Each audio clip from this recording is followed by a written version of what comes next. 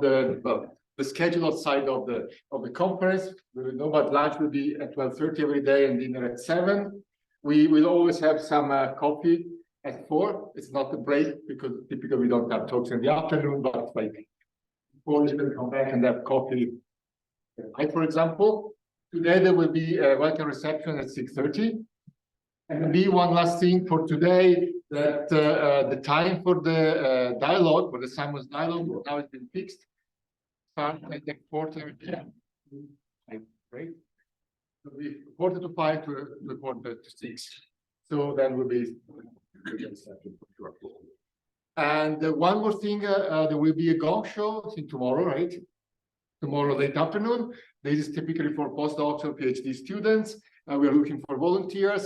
Each talk will be about 7 minutes plus questions. And please try to register properly. So should they come to you or put your name? Oh, yeah. Put your name here. Or come to us. Or come to us, yes. Okay. Okay, thank you. So we can start with the first talk. Thank Christoph Schweigert for being here, and we'll talk about string-net method for people. Okay, so thank you very much to the organizers for the invitation to be here and to speak. This is a conference on categorical symmetries, and I think we all agree that the field made lots of progress and has lots of activities. Not only a number of conferences this year, also this is impressive. I want to tell you something about CFT correlators. I think you can argue that the first instances where categorical symmetries have been discovered in the framework of rational CFTs.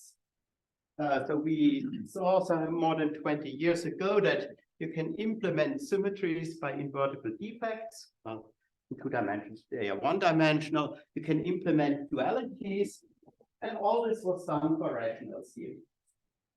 This had the advantage that we could use 3-dimensional TFT. 3-dimensional TFT, as we now understand much better, at least if you use them on standard cobordisms, needs semi-simplicity. Semi-simplicity in CFT is not natural. So the state of affairs is very satisfactory for the rational case. It is not for general CFTs, and it is not for CFTs where people make lots of progress. So for example, critical percolation, which earned a couple of field medals, is still beyond reach of algebraic methods. This is very unsatisfactory. So here I want to present to you a different approach to CFT correlators. It is based on scheme theoretic methods, on string-net methods, Levin-Vance string nets. It will incorporate also categorical symmetries in a way which I find interesting and which I want to explain in this talk. So actually, a lot in the talk will be secretly, maybe not semi-simple, but relatively semi-simple in a precise way you're going to see, but things are set up in a way that they generalize. Okay. Now I'm trying to. It's not working again. It's not working. Can I use here this, or is this disconnected? This is not connected. Okay, then yeah. Oh. First troubleshooting of the one.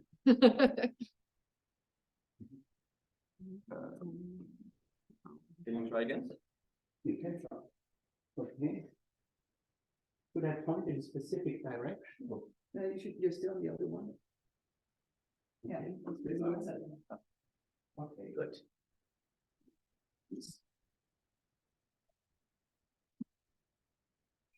Do it the old-fashioned way when people were using projectors, really, where an assistant had to sit there and they would. Well, there's a here. That's for the very old guy, like Alberto and me. Right now. Right now?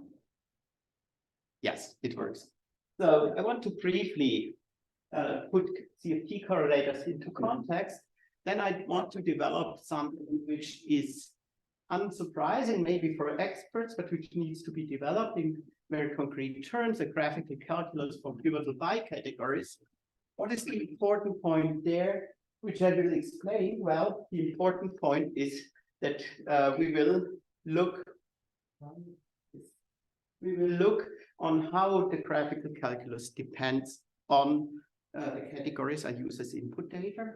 And it turns out that in this context, Frobenius monoidal functors play an important role. So I will explain this covariance of this graphical calculus. I will develop briefly the stringnet calculus, and then I will show how two different stringnet calculi control relations between correlators and symmetries. And this is then the categorical symmetry part of it.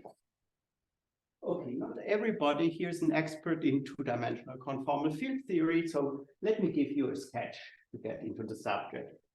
Well, 2D CFTs have an infinite dimensional algebra of local symmetries. Vertex algebras say, I'm not going to tell you what a vertex algebra is. You need to know that it has a representation category which has certain structure, which I will specify on the next transparency, and that you can construct conformal blocks. So this is a system of vector bundles of a modular space of complex curves with marked points. Consider them as solutions of chiral-Ward identities if you have a physics background. Actually, since these are solutions of differential equations, they are multi-valued. And since they come with a projectively flat connection, they give rise to projective representations of mapping class groups, and they obey factorization. And from this, one has to construct what really full local CFT is. The full local CFT, that's, for example, what you consider as the world tree theory of strings, or what you would like to consider to describe universality classes of critical systems in 2 dimensions. So I consider them as consistent systems of correlators, something to be defined. And we will have several tasks to do. What I want to point out here already is that they are defined for a different geometry. They are defined for conformal surfaces. Well, they might have an orientation. They're actually different flavors of CFTs, while the chiral CFT is defined on complex curves. And we want to find then specific elements in these vector spaces of conformal blocks. Now, the fact that such questions factorize into different steps, which are mathematically rather different, that's well known in mathematics. If you, for example, the character theory of reductive groups, then you first derive a differential equation, Harsh-Chandra equation, and then you have to say, this is in principle complex calculus, and then you have to find, using, for example, geometric representation theory, specific elements which are actually the characters. Mathematically, these two steps are quite different, and I will start the second step based on certain nice categories. So here, from a vertex algebra, whatever it is, we get a category of representations. Specifying the category of representations is non-trivial. It's as non-trivial as specifying nice categories of representations of the algebras. There's known that we have to be careful here, but that's for the experts in this field. In nice cases, this is a modular fusion category. Well, what is this? This is a K-linear, semi-simple abelian category. We are eager to drop the fusion, and we are eager to drop, hence, the semi-simple. And this is, in a sense, preparatory work for this. Rational CFT comes with, or a modular category, even if it is non-semi-simple, it comes with a lot of additional structure, a tensor form, a non-degenerate grading, and it comes with rigid duals. Rigid duals is something you require, but that's not natural from the representation theory of vertex algebras. Vertex algebras have a weaker notion of rigidity, so-called quotient-of-bed dualities. So Lucas knows about this and has done in work which will be very important for CFT in the future. Now, we have to somehow deal with these conformal blocks.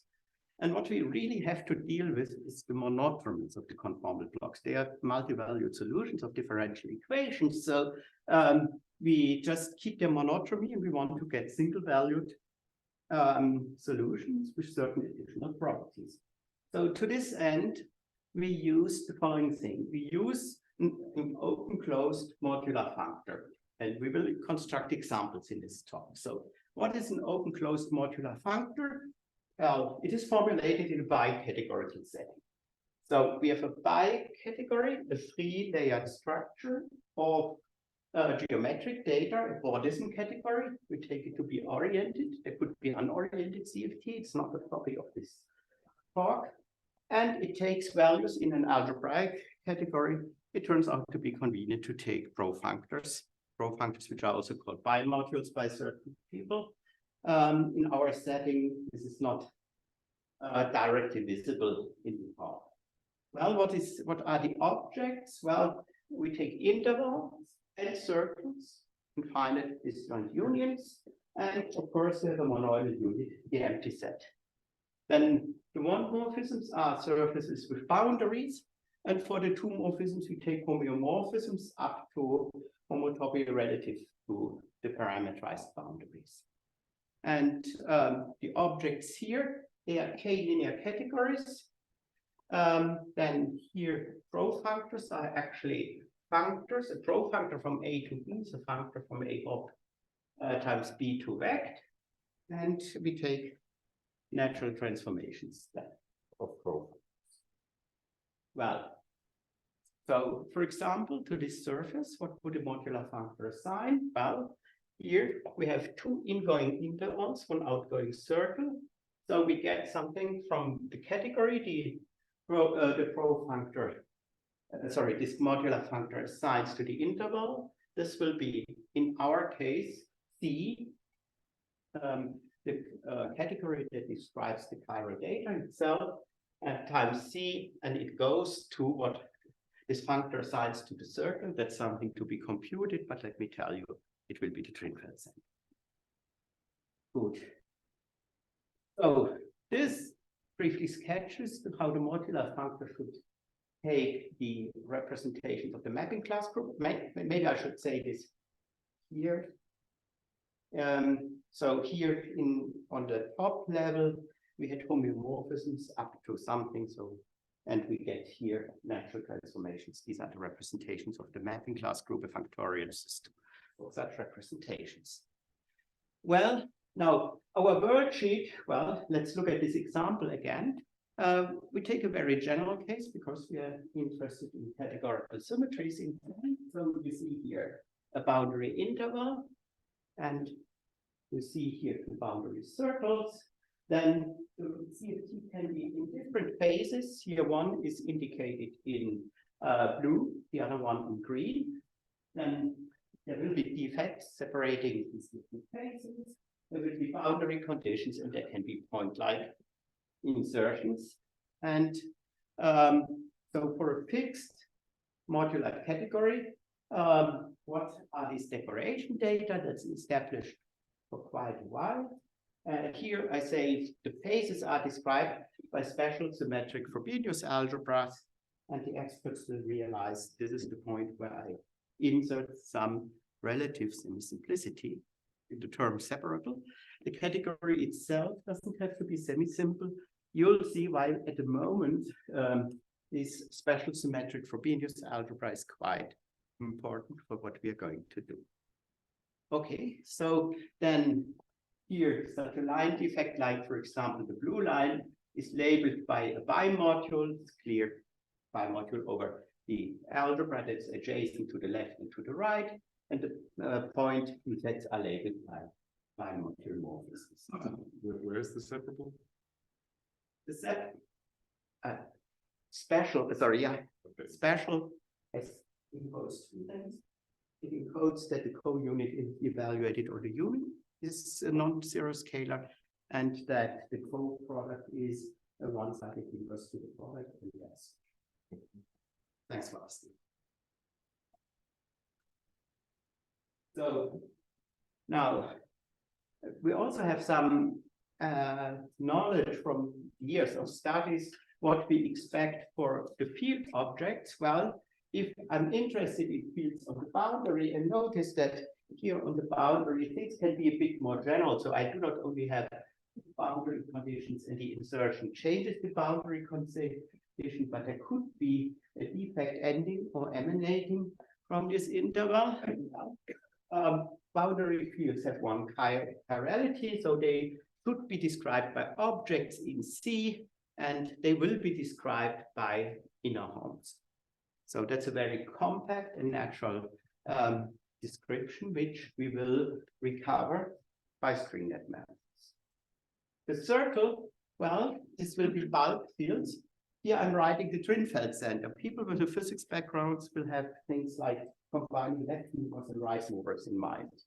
But it is the following holds that the non-degeneracy of the braiding implies that the Trinfeld center is braided equivalent to the modular category in the modular category with the reversed braiding. So you raise the board a little bit.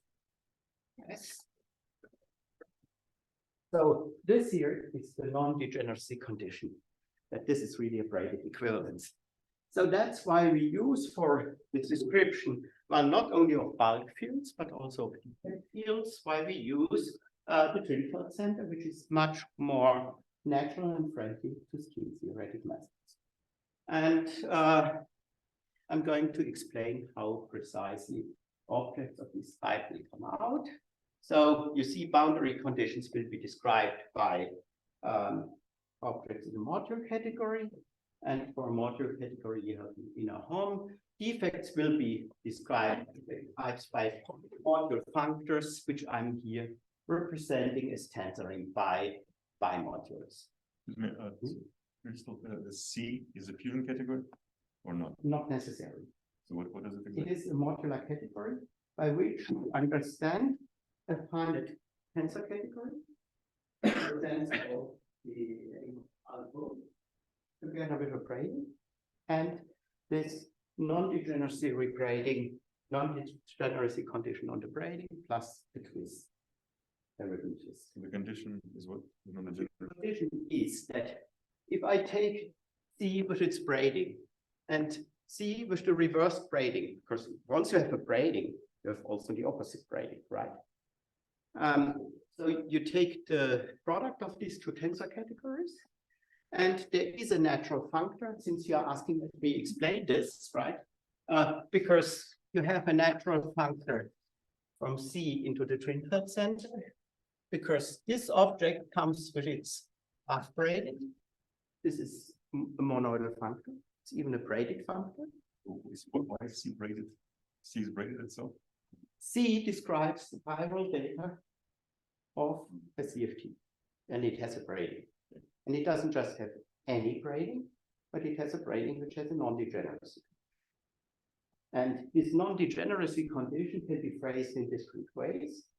We can say that in the right case, the S matrix is invertible. That's it turns out that even without non-semi-simplicity, a non-degeneracy condition that's equivalent to several other good non-degeneracy conditions is this braided equivalence.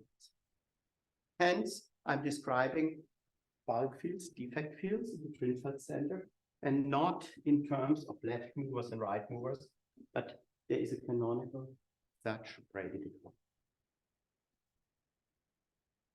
Yeah. Do you assume some finiteness on C? Sorry, some? Finiteness? Yes. At least at the moment, this is rather a statement about our technical toolbox and the framework where we have many tools at our disposal than a matter of principle. And extending this is an important trend. There are recently papers, for example, you would like to extend this to the case where the category describing boundary conditions is a pivotal tensor category. There are recently investigations of pivotal tensor categories in a larger setting where you have to work with partially defined Zer functors. This technology which basically.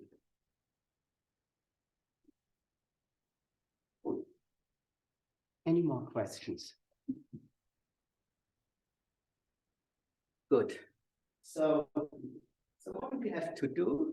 Well, if we take such a worksheet with all its decorations, that will be described, denoted by this curly S, then we want to define a correlator. It's built from conformal blocks. So it should be an element in the space, the modular functor based on this modular tensor category. Gives us for the surface underlying S and the boundary values, which I can read out here. And there are two conditions. There is compatibility with Sewing, which I will formulate, and there is invariance under the action of the mapping group. In particular, if you go to the torus, incorporates modular invariance. And actually, this here looks innocent. It is not, because our defects are topological. So if you move them a bit, this doesn't have any observable effect. So what is our mapping class group? Should it keep the defects literally fixed, point by point fixed up to homotopy? We wanted to answer this question, and it led us actually into these investigations. And I will give you an answer which has surprised us. And here, this mapping for the moment, let's take this naive here, is fixing everything where I decorate it really point by point. Later, this will be wrong, yeah, or it will be too restricted. Good. Now, let me work a bit. I have to develop a graphical calculus for bicategories, and this is the input for a modular functor. And the final thing you should keep in mind, which relates this chapter and the next chapter, is that string-net modular functors are globalized versions of graphical calculus, and this is not a new slope. But let me start with graphical calculus. So we will set it up in a bicategorical setting, and we don't do this because we feel fun in moving one categorical dimension up, but we really need to do it because we have bicategorical data. We are labeling surfaces, or patches, we are labeling lines, and we are labeling points. Yeah, so three-layered structure. So the bicategories in this talk will be linear, and they have horizontal compositions and units. And I'm not going to introduce bicategories axiomatically, but I want to show you these two diagrams. So you have objects, you have one morphisms between these objects, and you have two morphisms between these objects. Probably most of you have seen such a diagram. For us, the Poincaré dual is much more convenient. So you see, I'm taking here now, I'm reading such diagrams always from below to above. And then I will have objects assigned to patches in the surface. I will have one morphism assigned to lines, and here alpha, beta, gamma are two morphisms. And these string diagrams in the first step, they are two-framed and progressive. What is progressive? Well, these lines have always to move up. They cannot wiggle around for the moment. This will change. And they are two-framed in the sense that if I want to evaluate this direction and the other direction are different, and we have to get rid of this as well. So actually sorry, let me go back. This direction here will be evaluated by taking tensor products, or rather horizontal composition. This will be vertical composition. Now, there is an important notion which generalizes from the bicategory of categories. That's the notion of an adjoint morphism. So two one morphisms are adjoint if the adjunction is exhibited by evaluations and co-evaluations. That's like rigid dualities, and they have to satisfy zigzag relations. And we will also use the standard notation for dualities. Now, what is a pivotal structure? A pivotal structure on a bicategory where we fix left and right duals.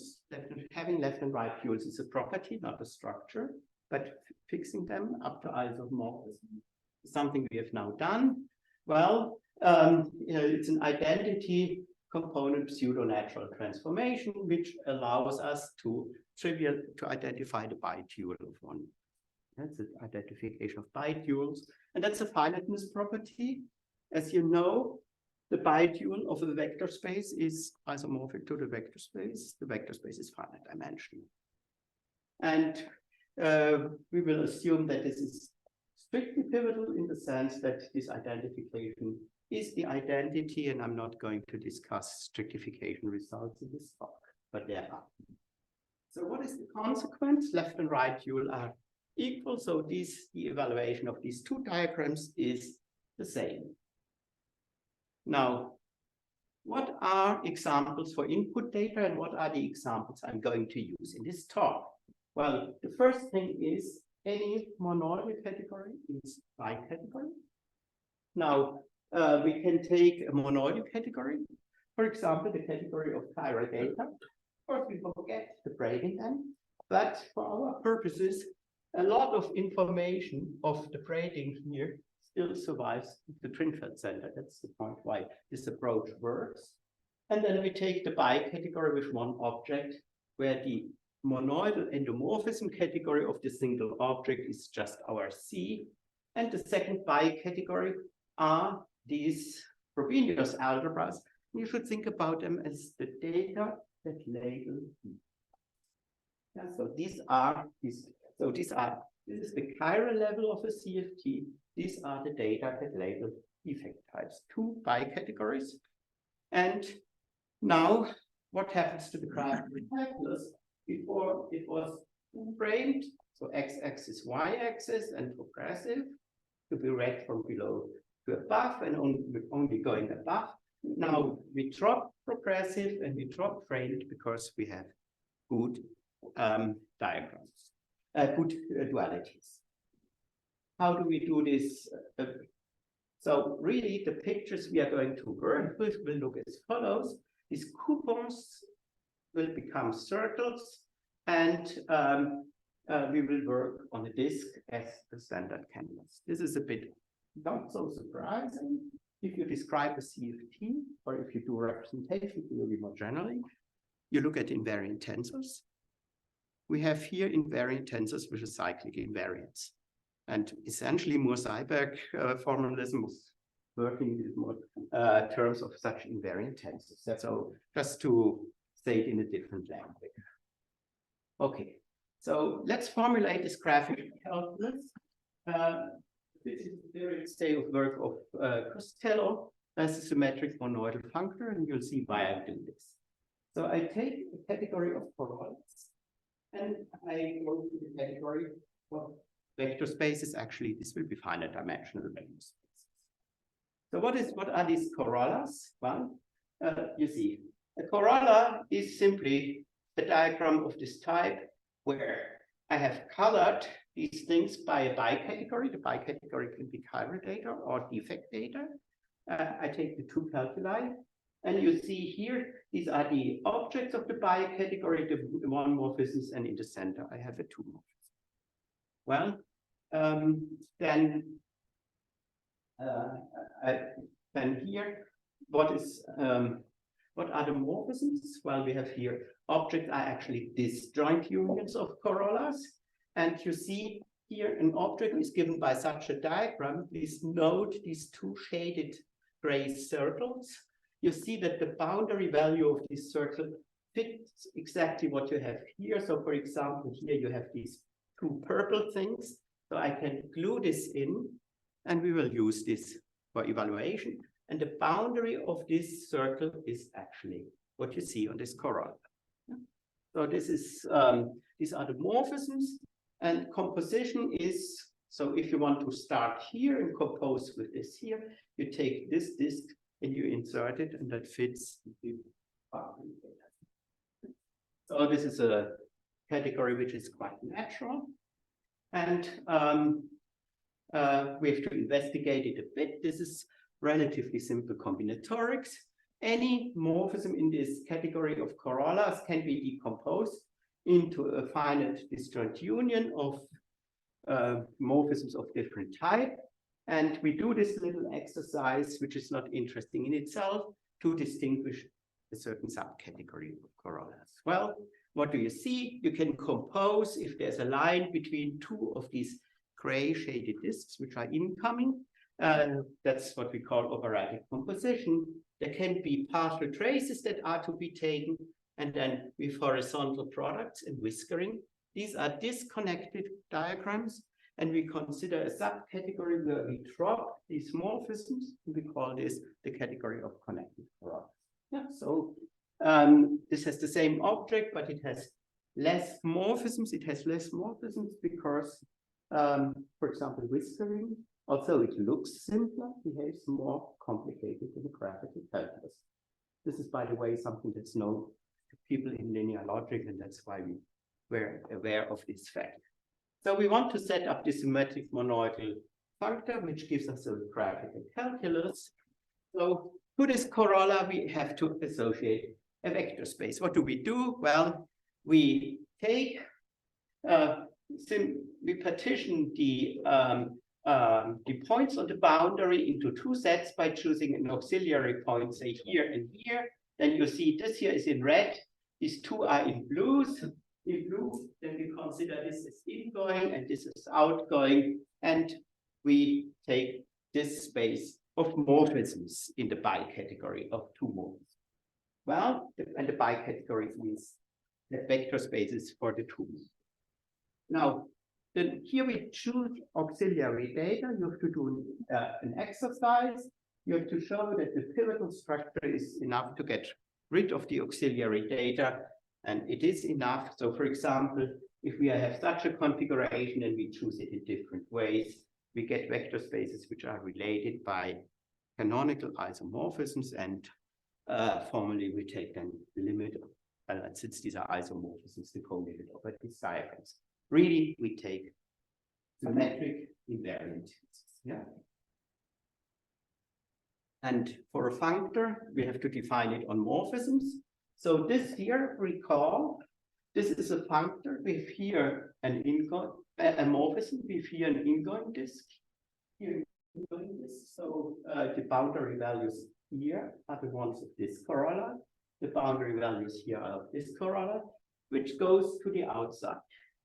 We choose this auxiliary data.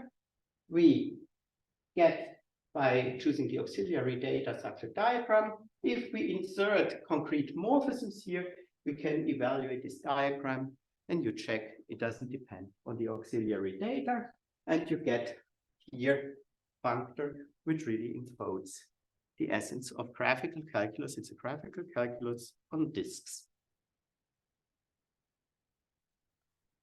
So now, as I mentioned in the introduction, we have two bicategories. They should be related, and we want to know how the graphical calculus is related. And the information on correlators is in this relation. And I think this is a very nice thing, because interesting mathematical information should be how things are related. So the index theorem is not about computing a number, but it is about how a morphism of, say, schemes affects other things. Yeah, so, okay, so we consider lax functors. So if you have a bicategory, you definitely agree that I should be able to map objects, and I should have on home category, I should have a functor, and this functor should be compatible with horizontal composition. Now you might say first mapping and then composing should be the same as first composing and then mapping, and then you will put here as a filler an ISO. But we don't put an ISO. I do not require this to be an ISO. And similarly for the unit. Now, let's use a graphical notation. So here I'm first applying F to the functor capital F to small f and small g. And here I'm doing first the composition if I go this way. And then I apply F, and we have a natural transformation between it, which I depict in this way. And you see it looks like quantification in graphical calculus. This is to suggest. Well, this has certain properties. So it has to be natural, but it should also be compatible with taking multiple compositions. So there has to be a lax associativity and a lax unity. And again, these are not isos, they go in one direction. Now, if you play this game in this direction, you can play it in the other direction. So there's a similar structure of an Oplaks natural transformation, where for Lax transformation, we have this one. For an Oplaks transformation, we have this one. So we do not require that the Oplaks transformation is the inverse of the Lax transformation. Let me make a comment. Why is this natural? Well, if you introduce the tensor product, it is to investigate bilinear maps. These are maps from, say, V tensor W into something. And in a rigid category, we are using this also to describe maps from an object into several things. And it's not clear that one and the same tensor product should do the job. There could be different tensor products for ingoing and outgoing. This is a standard thing. This is more frequent than you think.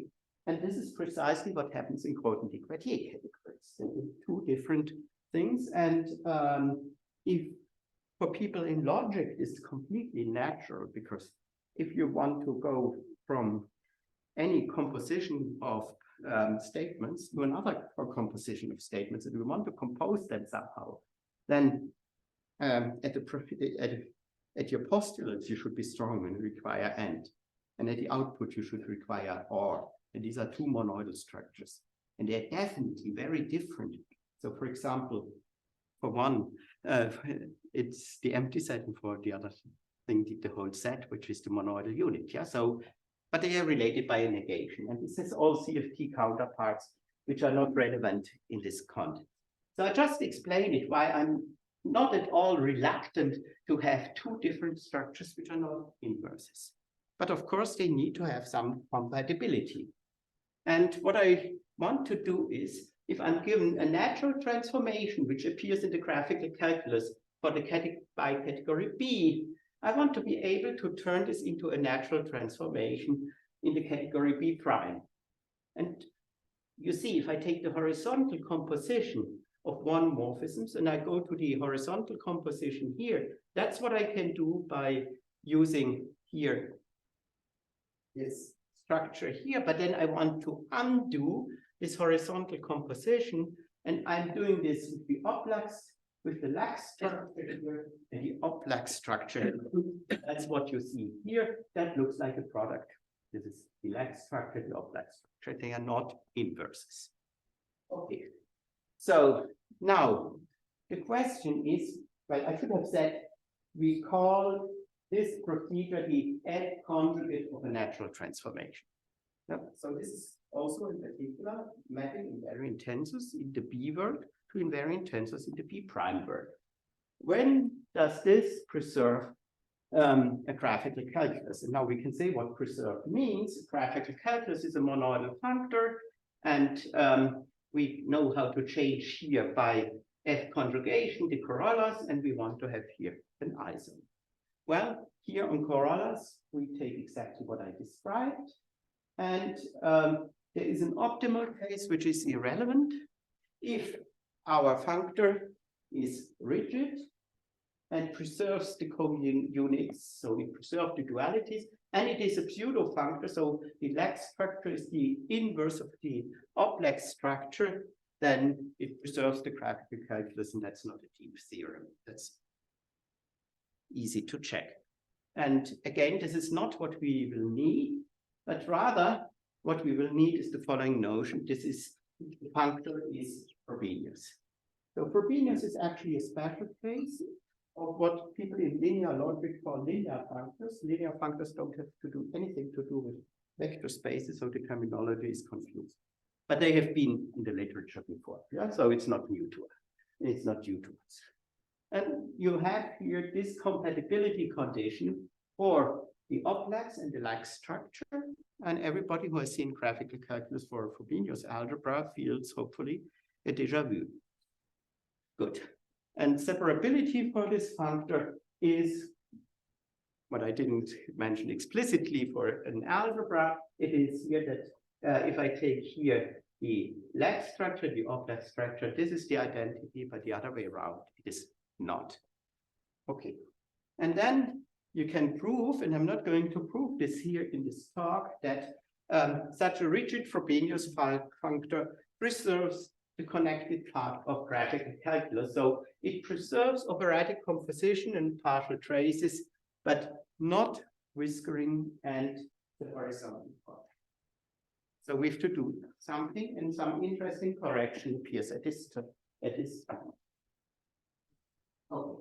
Why does it not preserve this? Well, if it would preserve, then if I take here two morphisms and I map them by F in two different ways, and I'm using here naturality to pull this down, then you see these two things should be equal, but this here, under our assumption of separability, this is a constraint datum of our functors. This is not an ISO, it is only an idempotent.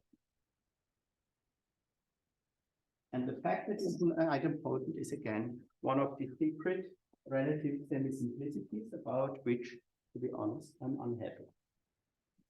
Okay, so we need such a rigid separable Frobenius functor, and actually it is the functor which relates the defect decoration data, which had been Frobenius algebra, blah, blah, to the chiral data. That's a Frobenius separable, that's a rigid separable Frobenius functor. Functor is kind of obvious. What do I do to objects? Well, to objects, I map them to the single object here. I don't have much choice. To a bimodule, I map to the underlying object in the category, and a natural transformation, I map to the underlying natural transformation. And it comes, well, here, it comes with an actual Lax monoidal constraint. And I find here, and that's why separability is important. Well, for a tensor product, you have a natural structure morphism in this direction, but in the other direction, you would need a co-tensor product. I get it by splitting the idempotent. I can split the idempotent because of separability. That's why I'm using this. And then you see that I'm here. I can represent this idempotent. This is known to everybody who has worked a bit with separable Frobenius algebras, that the idempotent can be written as in terms of the unit and apply the co-product to the unit. Good. So we get these idempotents. So now we can do the stringnet models. This is standard, so I can be quicker here. We will apply it to the two bicategories, to defect data and to chiral data. Okay. So what do? We take an oriented surface.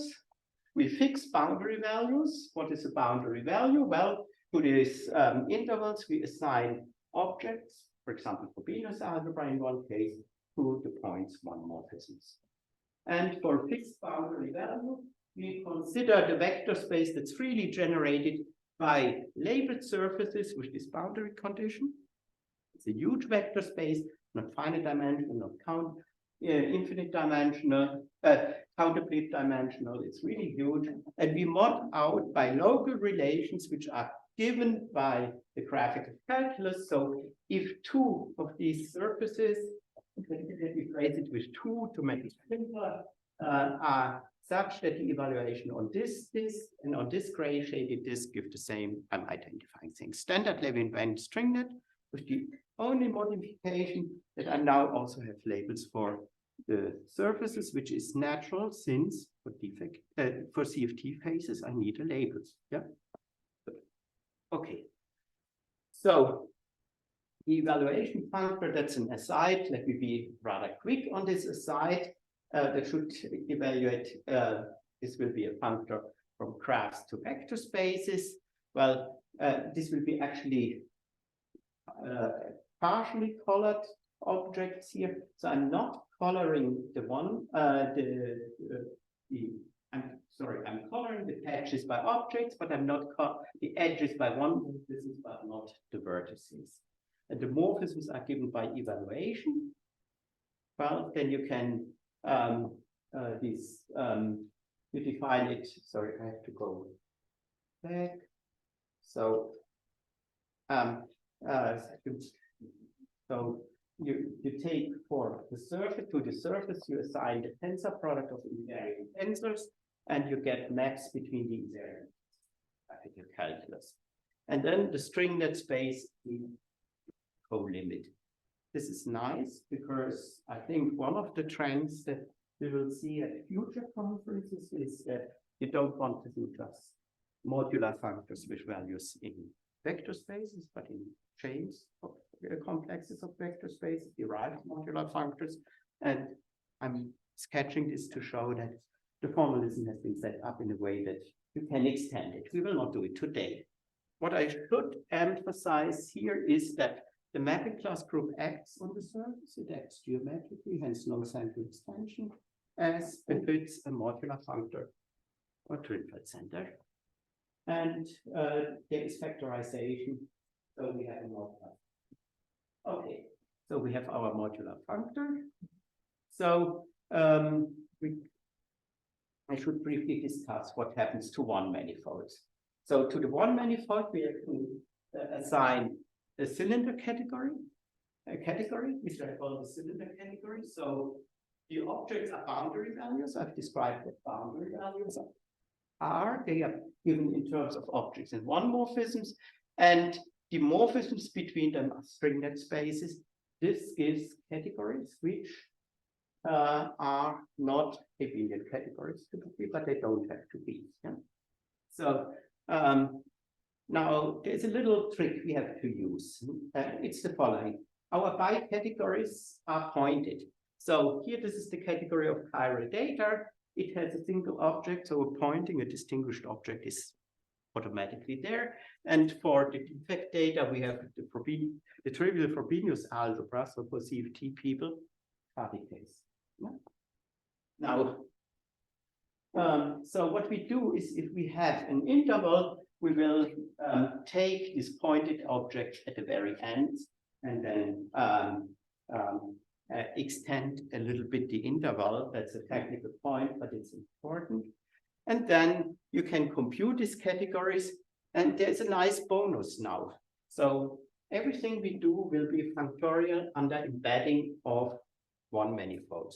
So we actually get here, for example, an embedding of the category assigned to such a labeled interval into the corresponding circle.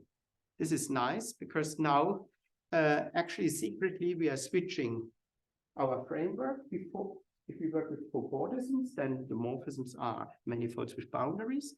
We are neglecting embeddings, which are very essential for locality in field theory. So it's good to have two different types of one morphisms which are compatible. The natural framework for this is a double category. But I'm not going to talk about double categories today.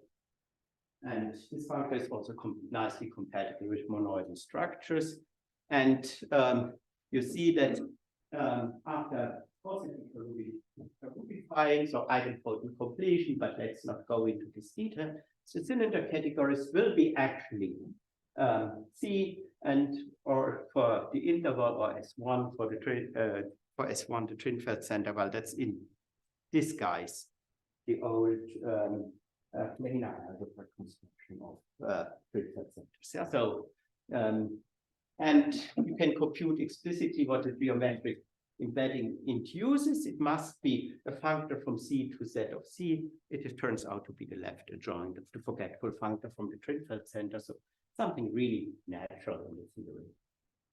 And also the string net space has to be massaged a bit to accommodate this idempotent completion. And the whole thing, if we add semi-simplicity, could be extended to a derived VOTFT, but we don't extend it, and we do not want to extend it.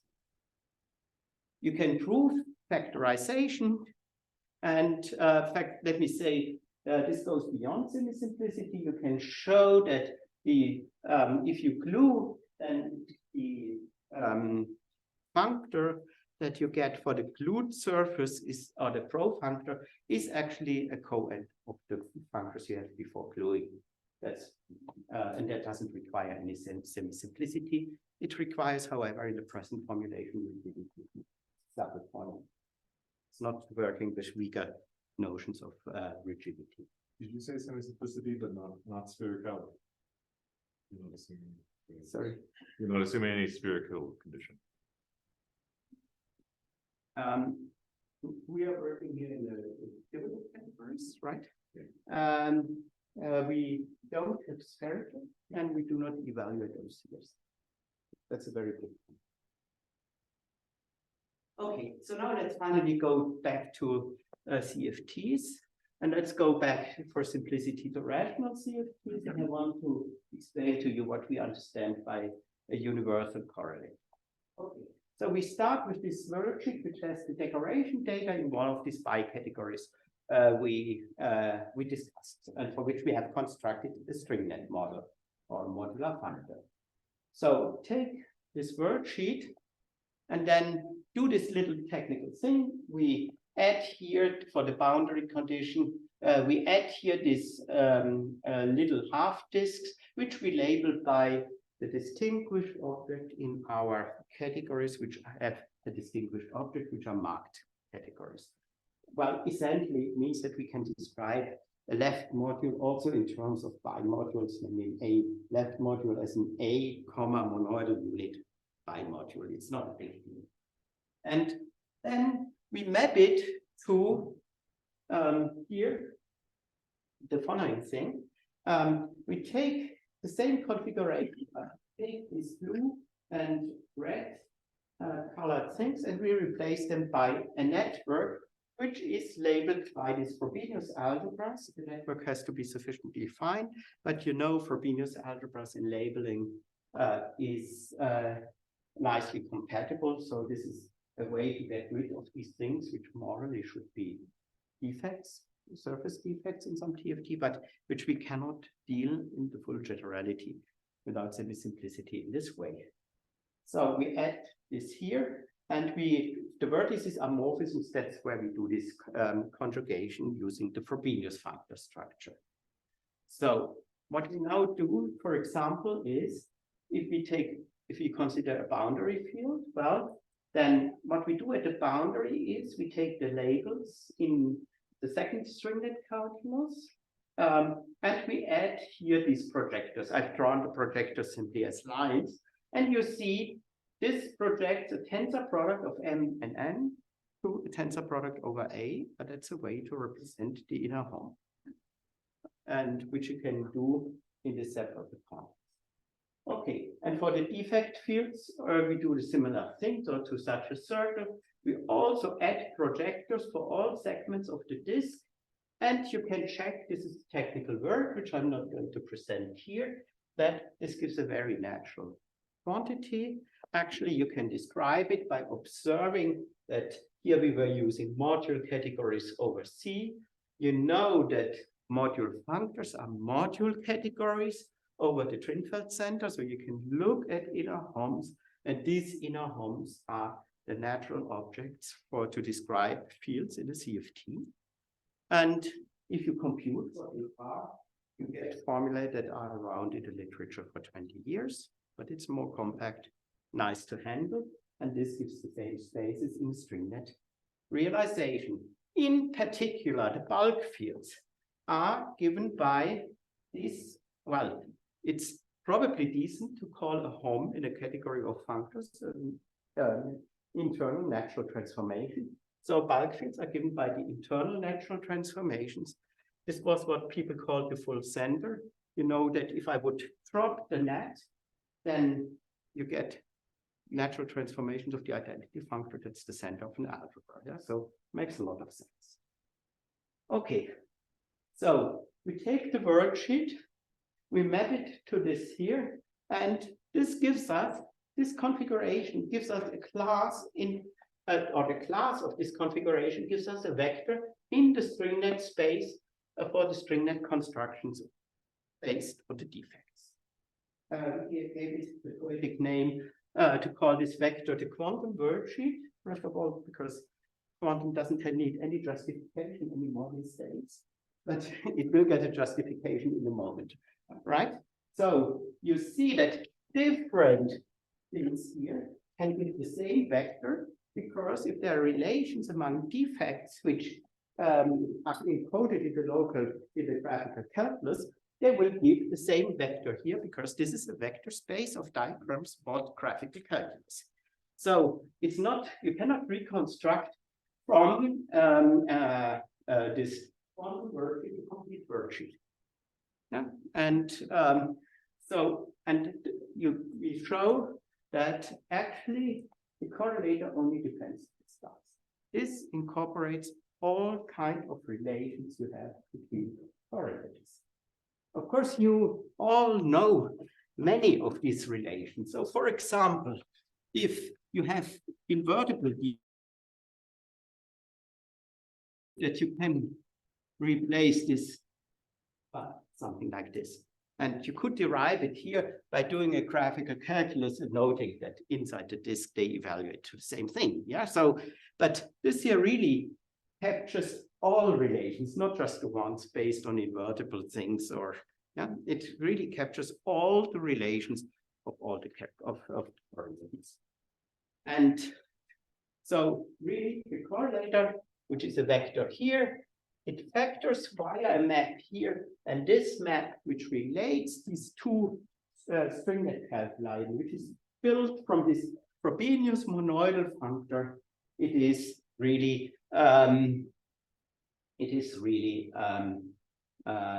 capturing the correlators. And since it can be obtained as a pullback, the word universal is not in the sense of the universal property I want to formulate, but in the senses we can obtain bundles by pullback from the universal. So, two remarks. This construction of this universal correlator, it uses that this functor which goes from defect data to chiral data is a rigid separable Frobenius functor. And these Frobenius networks we added here, they exactly compensate the failure of the graphical calculus to preserve whiskering in horizontal fields. So that's what we use here. And so let me say it again. So the CFT cannot detect the complete worksheet of geometry, so it can only detect the vector in here. So, and what it can detect is determined by defect. I claim independently on all the mathematical tools we developed here, and which I spent also quite some time to talk about. This is really an important role of defect data we should keep in mind. The stringlet spaces built from defect data, they capture relations between correlators, and they give us some indication what's measurable in terms of correlators. Okay. Quick remark on the mapping class group.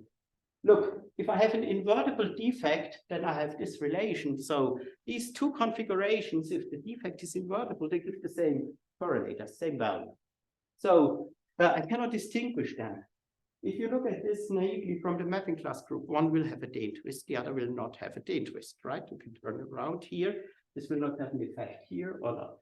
So how do you now define the mapping class group? Well, is the Dane twist in the mapping class group or not? Well, the geometric mapping class group acts on the stringlet space built from data. And if I now take the vector that corresponds to the worksheet, I can consider its stabilizer. And that's what I define as the mapping class group. And then this correlator in this is invariant also under the Dane twist in the sense. So you see, you needed to know what is really the mapping class group. So the Dane twists are in this correctly defined mapping class group, and that was actually the starting point of this project, which took us a bit further away in the end. So here, so what is the message? Well, it's clear in our setup. We have the borders and categories. We have two modular functors, one built on defect data, one built on chiral data, and the correlator gives us actually something which fits into a pseudo-natural transformation. has two things, so it unifies even the universal correlator and this obscure thing, which I didn't give a natural mathematical name, or field data. And you can upgrade this whole thing to symmetric monoidal double categories to get also locality in the field theoretic sense of embedding manifolds into the game. And that's something that's about to be written up. And I want to conclude with a summary and an outlook. So stringlet constructions are a very natural and convenient conceptual home for CFT constructions. They don't force us to go to 3 dimensions. This has an advantage that the mental gymnastics in 3 dimensions is very exhausting, at least for me. Interesting 2-dimensional geometry, and we don't need strong simplicity requirements to construct something completely on 3 manifolds. The bicategorical stringlet construction captures symmetries and the observable part of the worldsheet, and it keeps systematically track of relations between the CFT correlators. So, and again, my hope is, of course, that what we see in CFTs, 2-dimensional CFTs in the well-defined setting, will be recognized in variations and generalizations in other settings. So, outlook, well, we have to fully go beyond semi-simplicity.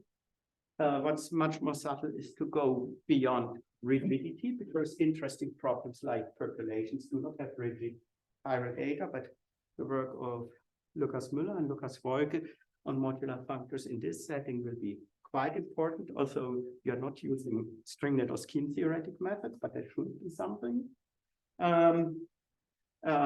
It's interesting to go with these constructions to go to homotopical versions, and this will have applications, at least in mathematical physics.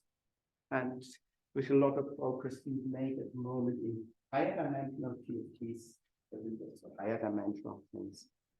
But these are all future directions. Thank you very much for your attention.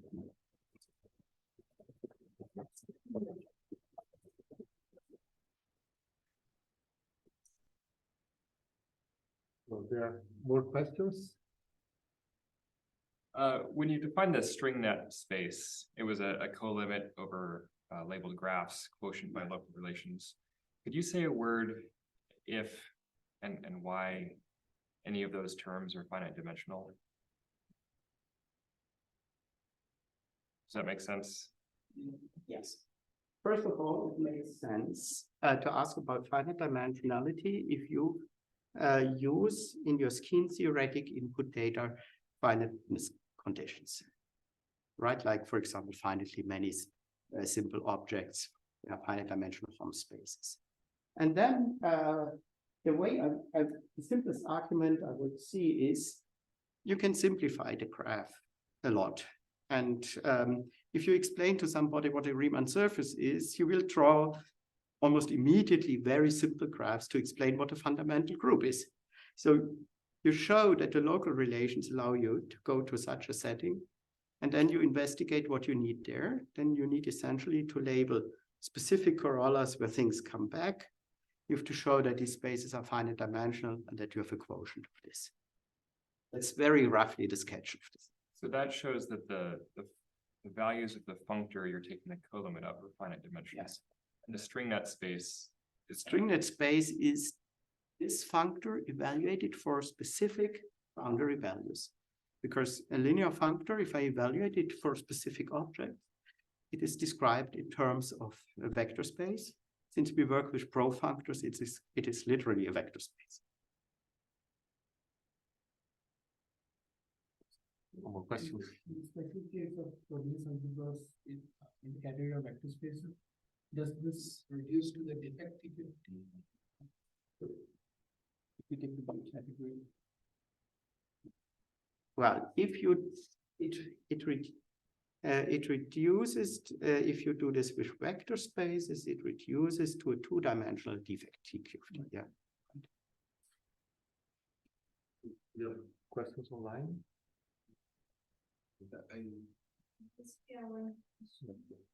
I wanted to ask about the correlators that detect only basically the defect. What is left over in the defect picture. So if one would define an observable as something correlators can detect, is then the statement that all observables are somehow given by defects? And is there also from the physics, is this natural? Well, this is an interesting question. Let me point to one thing to make the answer. So this is the text diagram you implicitly referred to, right? And what I see here is essentially that this arrow factors.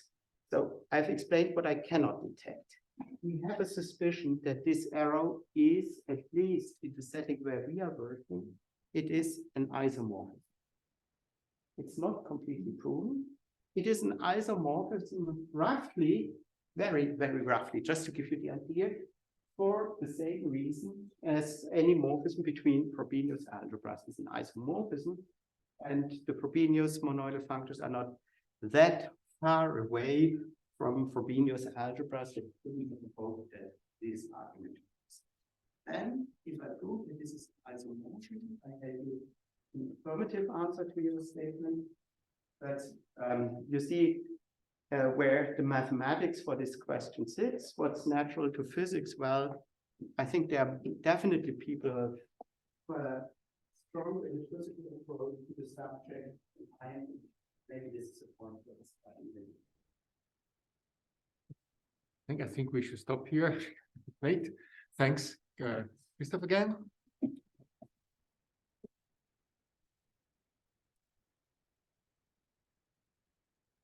That's 15 minutes. Of course, we start a bit late. I suggest to reconvene at 25. So we have 15 minutes.